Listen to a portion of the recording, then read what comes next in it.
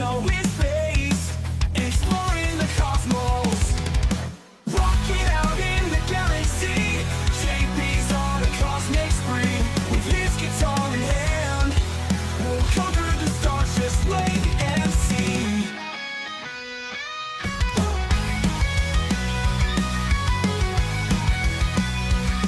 To asteroid fields we'll roam, JP leading us home. Space dust in our hair, we'll never be alone. We'll universal ways, rocking out in the galaxy. JP's on a cosmic spree. What's up, everybody? How you guys doing? This is JP, and I'm going to tell you my full MEDBED experience. You know, a lot of people come up to me and ask me, hey, JP, how was that experience? You know, what happened to you? So I'm going to tell you the full experience. I know I did this update before, but I'm going to tell you more in deep sense what happened, okay? I enter into a base. I drive into the base. You know, I wanted to go to the commissary, okay, to buy some stuff because it's better.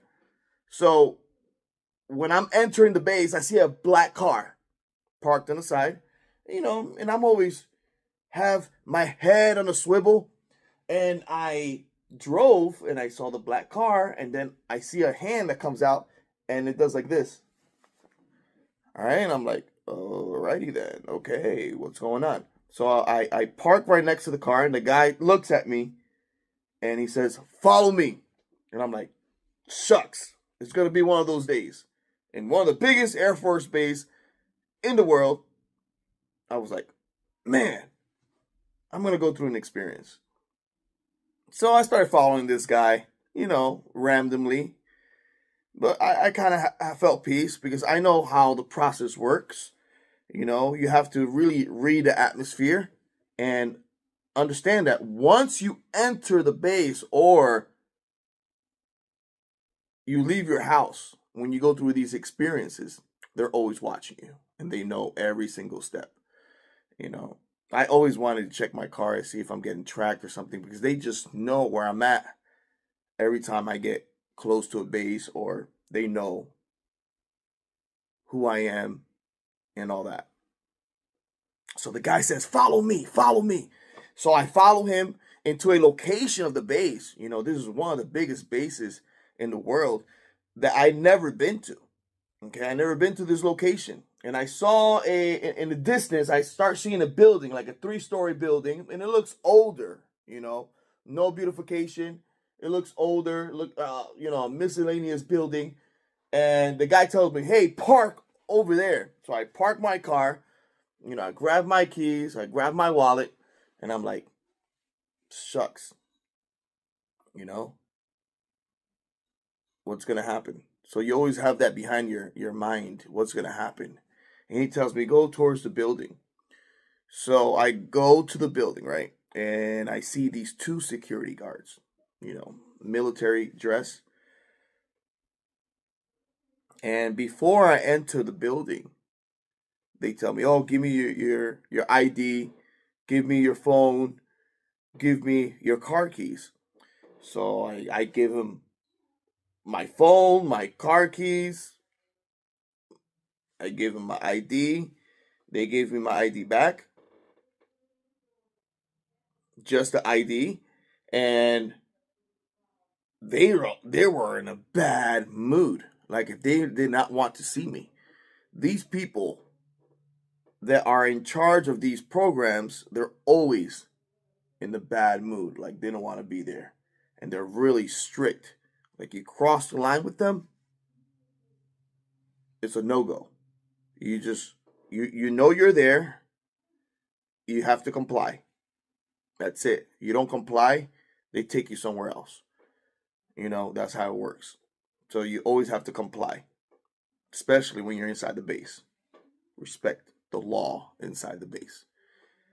So they walk me into these double doors inside this building, and inside this building it looks pristine, it looks clean, it looks Like the corners are clean, everything is white, everything, the outside looks horrible. But inside these buildings, it was looking beautiful. And I entered and it smelled like when you enter a hospital and they do disinfection in the hospital. That's how this building smelled like. Okay. I entered and it was like entering the airport. They made me take off my shirt, but it's more intense. It's like entering the airport or TSA, but more intense. Like these people really check you.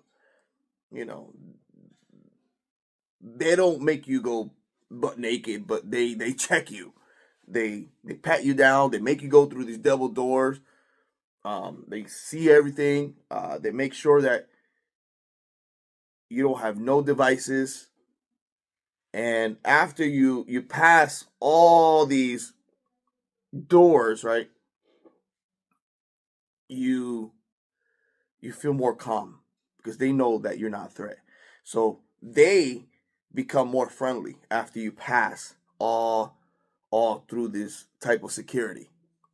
The people that secure the facility, they're more calm. Like, hey, you know. But still, I was waiting in line and I saw 6 other soldiers like my age in front of me. And I'm like, oh man. You know, I was talking to the guy behind me and I said, hey, you know, what's going on? And he did not want to talk. And I talked to the guy in front of me and he just looked at me like,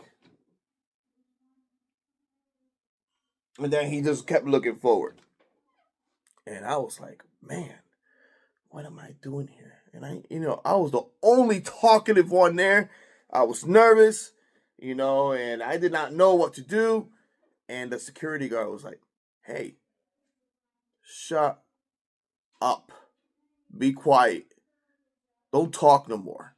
Like, calm down. This is good for you. And I was like, good for me. Like inside my mind, I was like, it's good for you. And, you know, they give you a number. They have you wait. And I remember my number was like 35.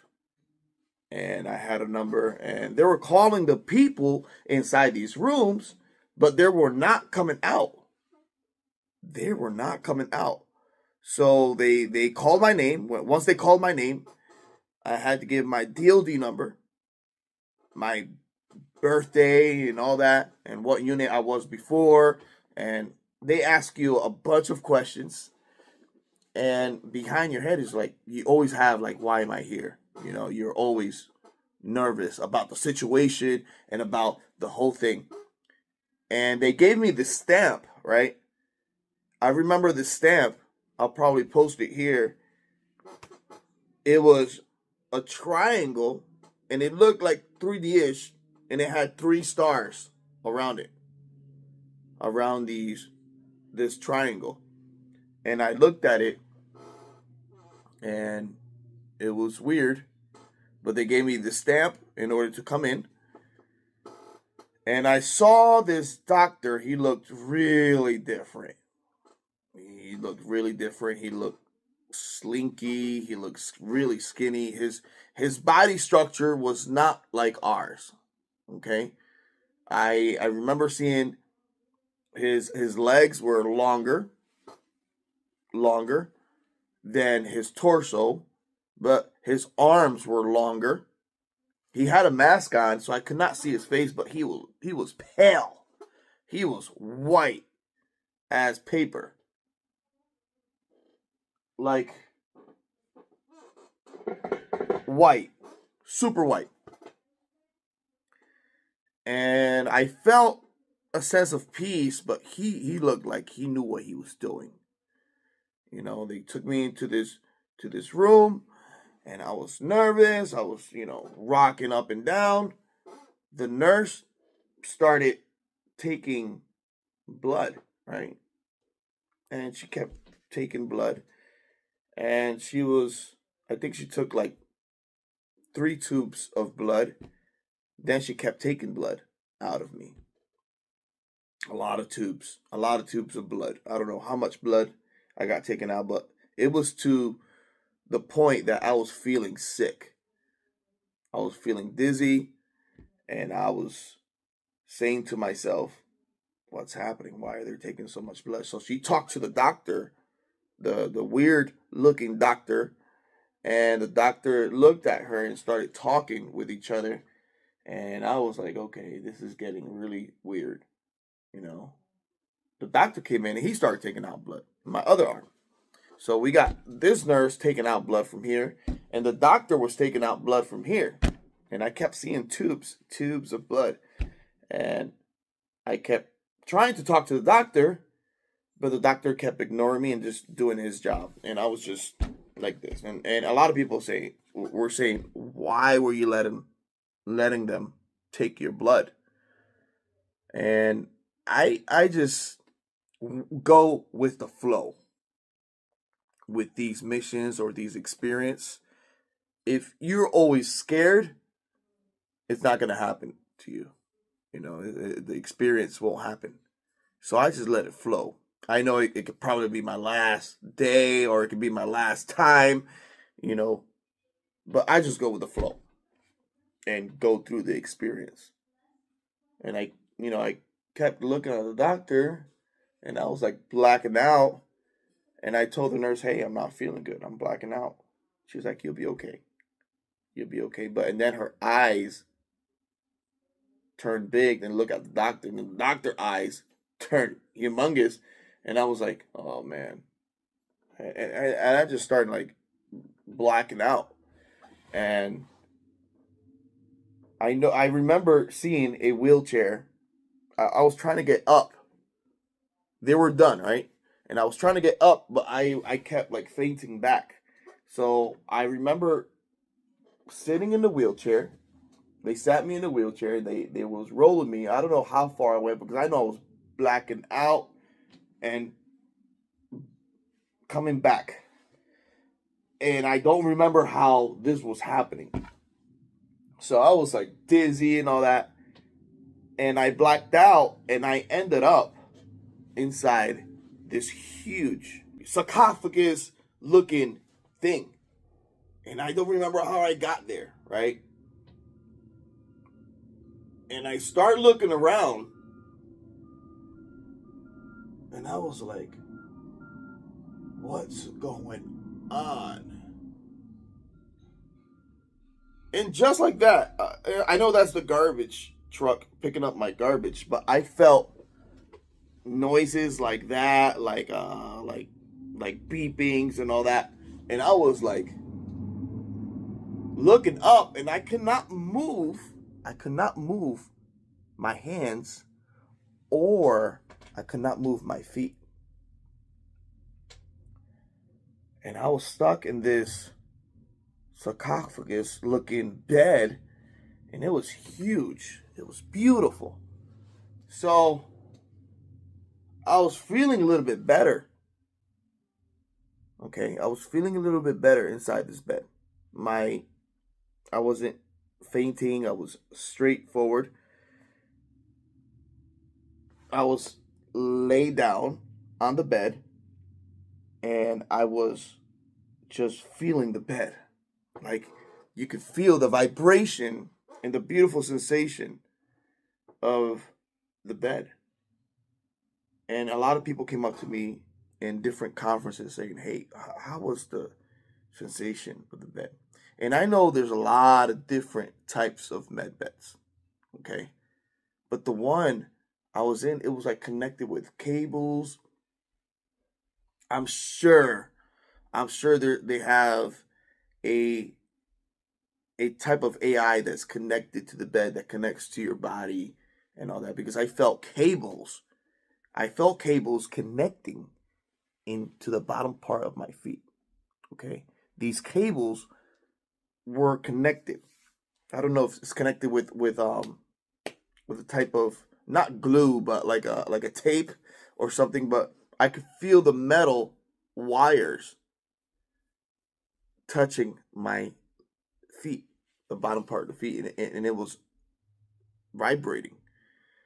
And the same thing with my hands. I could not move my fingers or nothing like that, but I felt wires on my hands. And yes, I was fading in and out of this experience.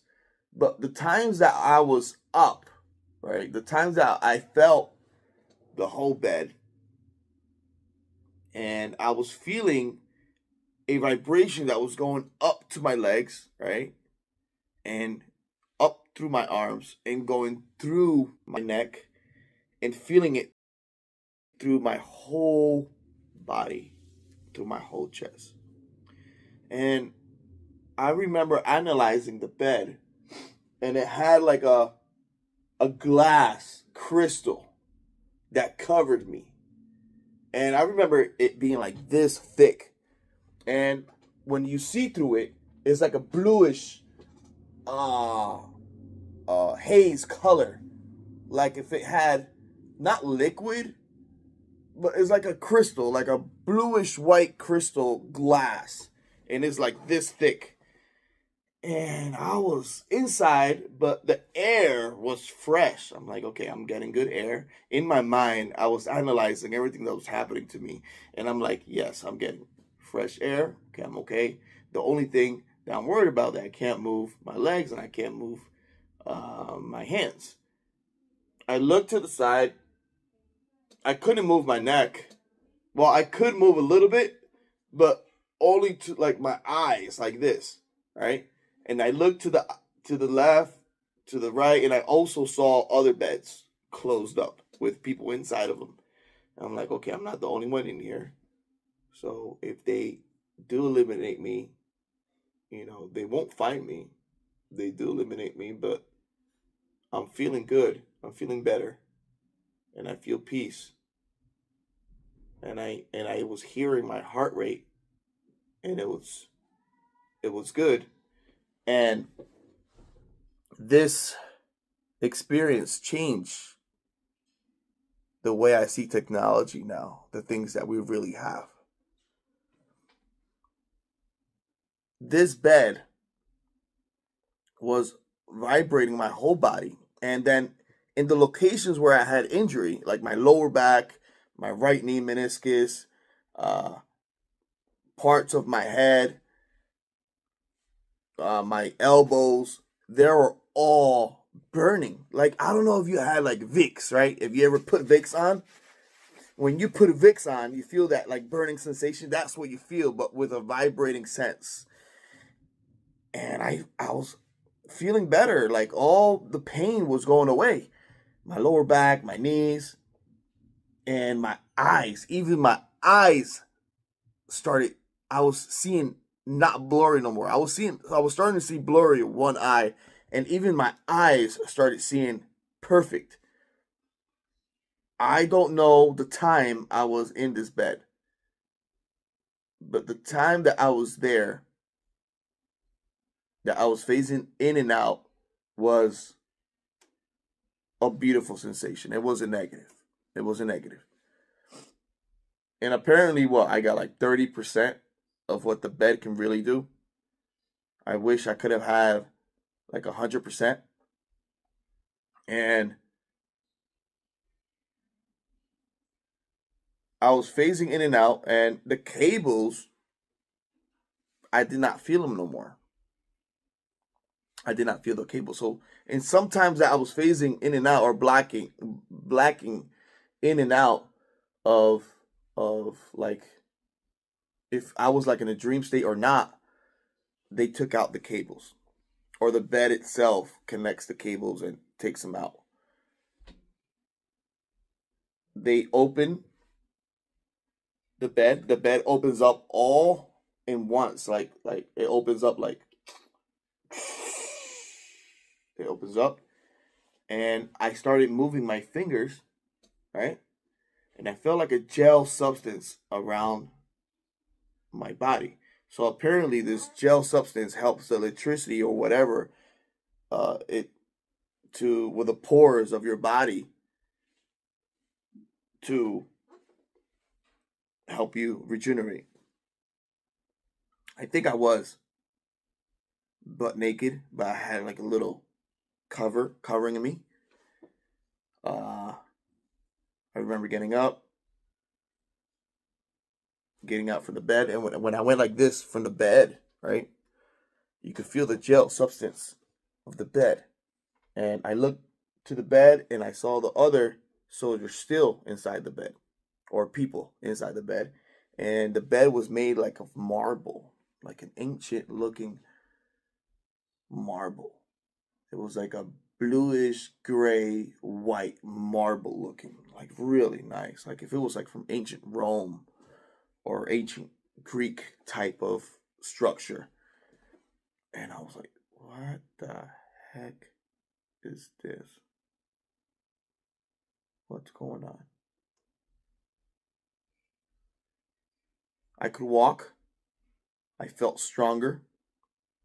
You know when you go to the gym and you work out and you get that pump? My whole body felt like I had a pump. My muscles was out a little bit more. My chest was out. It's like if I did a workout. And I felt like if I punched the wall, I could make a hole through the wall. You know, I felt like strong. So they take me out. They walk me out from this other door. And I passed through this security. I don't know if I said this in my update. This is new information. I passed through this other security doors. And I had my clothes on. I put my clothes on and everything. And I think I did use the bathroom. I think also the bed. They put like liquid inside of you. Somehow you breathe in, or the atmosphere inside the bed is different, and you feel like just going to the bathroom. Go pee-pee. So I used the bathroom. I went through this hall corridor looking thing, and I ended up in the back part with 2 security guards. They gave me my key back. They said enjoy. I'm like, huh, enjoy. I got in the car. I went to the commissary. I bought what I needed to buy. And I went back home. Like if nothing happened. And they told me, don't talk about this now unless they give you the green light. And the guy gave me the green light to talk about this. Okay? About these MEDBEDs. These MEDBEDs that the United States of America, the best country in the world, has.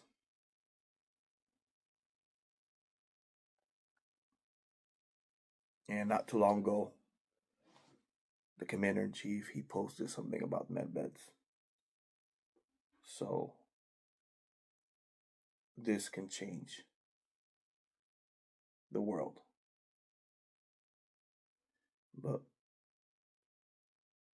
the technology that's inside, and I keep telling people, the technology that's inside these MEDBEDs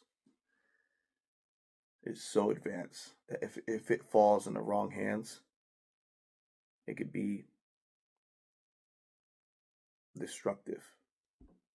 So for the security of this nation and also the world, we got to keep this in wraps for a little bit more, you know, until the military itself or the people in charge, the white hats, release it in the right way. But we will get this technology. This technology will come out. It won't be denied for the people. It might come out in different portions and different parts, but it will come out.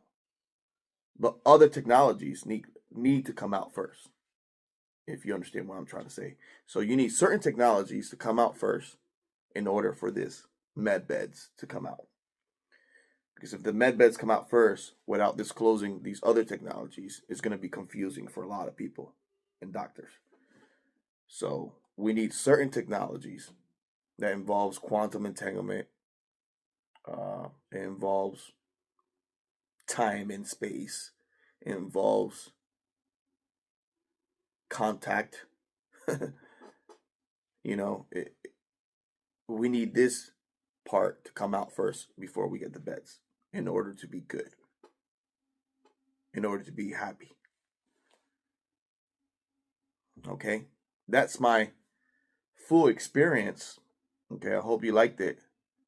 And this hat, Alex gave it to me. Thank you, Alex. Much love, brother. Alex Collier. It's a beautiful hat. Thank you. Appreciate it. Hey, much love to you guys.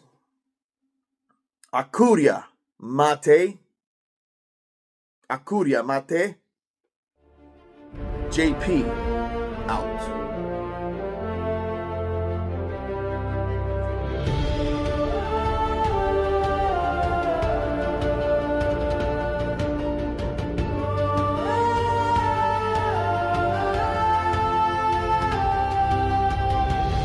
Carries within him the glow of 1,000 suns. Boots on the ground, but his heart flies away to the stars where silence hums. A soldier's destiny, where the cosmos is.